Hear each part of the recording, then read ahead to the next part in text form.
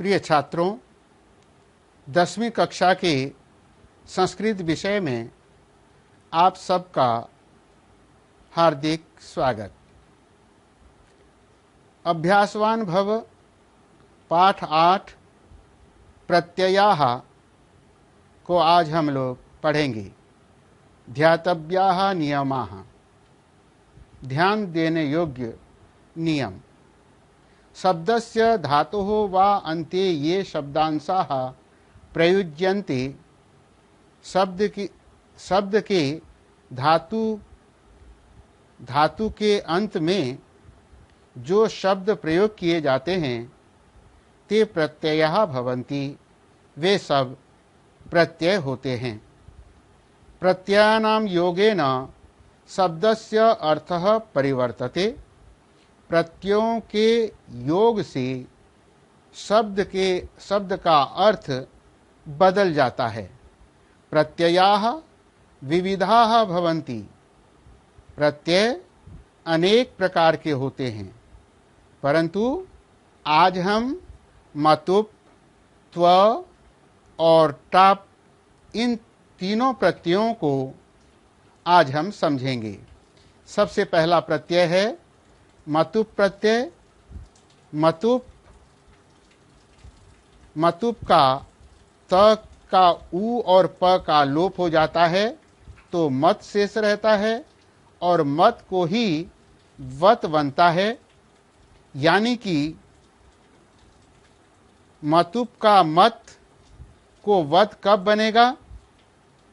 जिस शब्द में हम मतुप प्रत्यय का प्रयोग कर रहे हैं उस शब्द के अंत में अ स्वर वर्ण होगा, अ या आ स्वर वर्ण होगा तो वत होगा, और ई या ई उ आदि होगा तो मत होगा, यानी कि मत के रूप में प्रयोग करेंगे।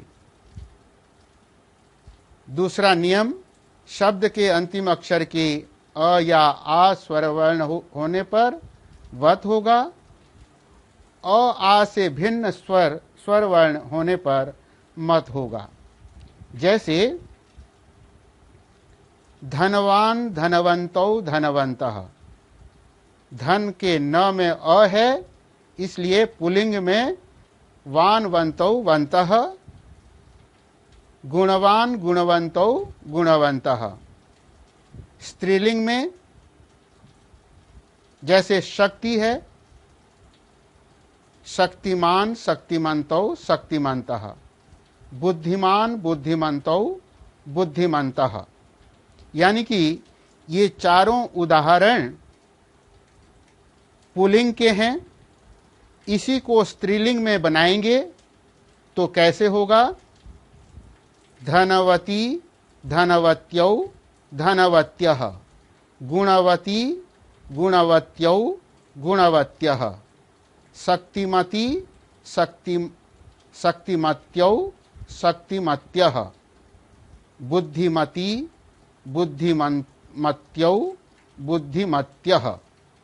यानी कि संज्ञा शब्द के विशेषण शब्द के रूप में प्रयोग किया जाता है। रामः धनवान अस्ति, राम धनवान है। सीता धनवती अस्ति, सीता धन वाली है। तो इसी प्रकार से पूरा का पूरा शब्द रूप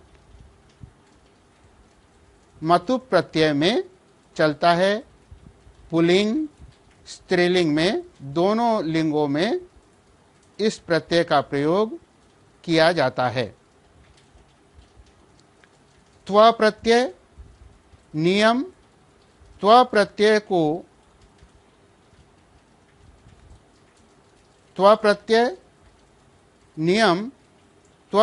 को शब्द में मिलाने पर त्वम हो जाता है और अलग करते हैं तो त्व ही रहता है। जैसे विद्वस् धनत्व विद्वत्वम, नृप धनत्व नृपत्वम। अब आ जाइए टाप प्रत्यय की ओर। टाप प्रत्यय का प्रयोग धातु शब्दों में जब हम करेंगे, किसी भी शब्द में प्रयोग करेंगे, तो क्या होगा? पुल्लिंग शब्द को स्त्रीलिंग शब्द बनाने के लिए टाप प्रत्यय का प्रयोग होता है। जैसे छात्र धन टाप छात्रा,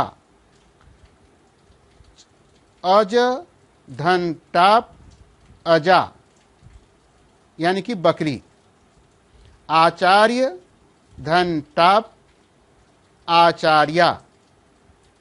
तो इसी प्रकार से अ को आ बनाया जाता है जब स्त्रीलिंग में, तो टाप प्रत्यय का प्रयोग किया जाता है और टाप का आ ही जो है शेष रहता है। तो 10वीं कक्षा में इन तीनों प्रत्ययों का ही समावेश किया गया है। अन्य प्रत्ययों का प्रयोग 10वीं कक्षा में नहीं किया जाता है। धन्यवाद।